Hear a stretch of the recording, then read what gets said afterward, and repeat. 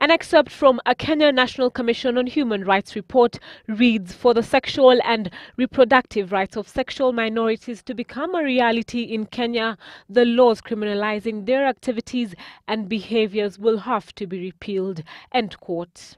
The report on the public inquiry into violations of sexual and reproductive health rights in Kenya, launched last week, is now the subject of an outcry.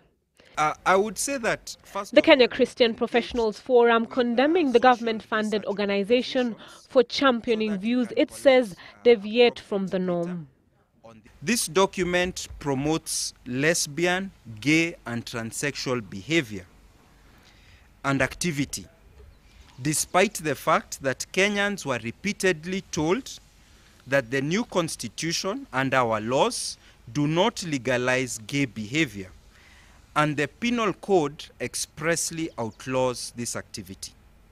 The report explains that under national laws, the activities of same-sex relationships are largely criminalized. This makes it difficult to safeguard the sexual and reproductive rights of sexual minorities in Kenya. And so, in its recommendations, the human rights body wants the government to stop the violence meted on lesbians, gays, bisexual, transgender and sexual workers.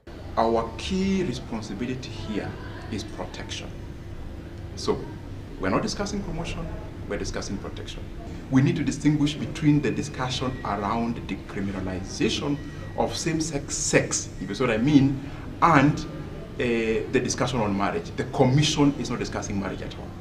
And so the debate borders on interpretation of the law on safeguarding human rights and the other side of the coin. Article 45(2) of the Constitution, which stipulates that every adult has the right to marry a person of the opposite sex based on the free consent of the parties.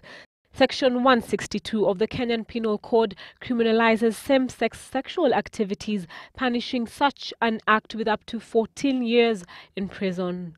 We know that their position is that our constitution outlaws all forms of discrimination. So they are interpreting our constitution as allowing for gay behavior and gay rights. I don't think our mission is to judge. Our mission is to protect lives. Our mission is to ensure that wherever a person's rights are violated in a way that hurt that person or in a way that injures the rest of society, then we as a commission speak. So that's what we are doing.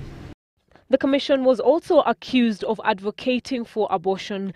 What the commission was doing in that respect was actually add into that pot, which is discussing what kind of legislation should operationalize the right to life article in respect of its discussion around abortion.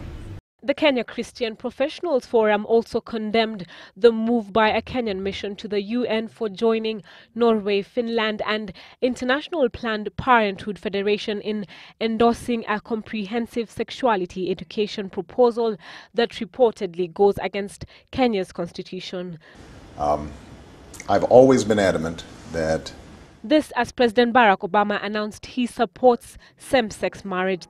The US president stressed that his was a personal position and that he still supports the concept of states deciding the issue on their own.